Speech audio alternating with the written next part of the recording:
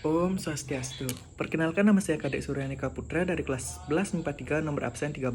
Jadi kali ini saya akan membahas tentang teks prosedur. Yang pertama yaitu pengertian teks prosedur. Secara umum, teks prosedur adalah langkah-langkah suatu aktivitas atau kegiatan untuk menyelesaikan suatu pekerjaan. Teks prosedur ini dibutuhkan sebagai panduan bagi seseorang dalam membuat atau menyusun sesuatu. Dalam teks prosedur memiliki 4 struktur. Yang pertama ada judul. Yang dimaksud dengan judul adalah judul utama dari langkah-langkah yang akan dikerjakan. Yang kedua ada tujuan. Bagian ini berisikan kalimat pembuka dari penulis mengenai latar belakang dibuatnya teks. Yang ketiga ada langkah-langkah. Bagian ini menjelaskan tahapan proses teks prosedur mengenai aktivitas tertentu yang dijelaskan secara rinci dan berurutan. Dan yang terakhir ada penutup. Bagian ini berisi kalimat penutup dari penulis.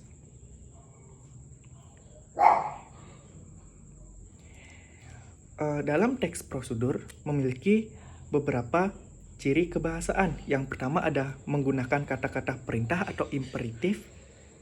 Yang kedua ada menggunakan kata-kata teknis yang berkaitan dengan topik. Yang ketiga ada menggunakan konjungsi dan partikel yang bermakna penambahan. Yang keempat ada menggunakan pernyataan persuasif. Yang kelima menggunakan gambaran terperinci tentang benda dan alat yang digunakan. Nah, selanjutnya ada jenis teks prosedur.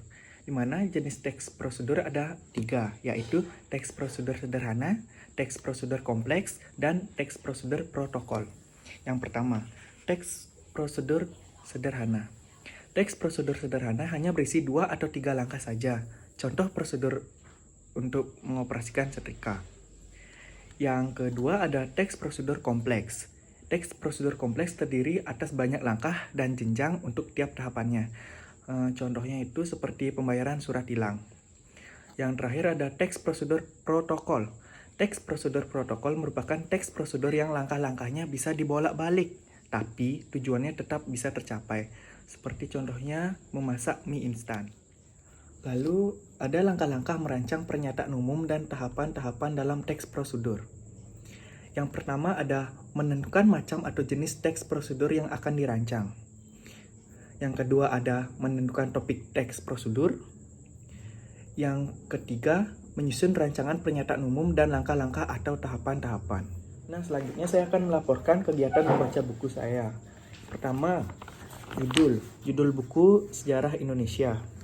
Pengarang Adi Nur Cahyo, penerbit Viva Pakarindo, dan kota terbit Klaten, Jawa Tengah.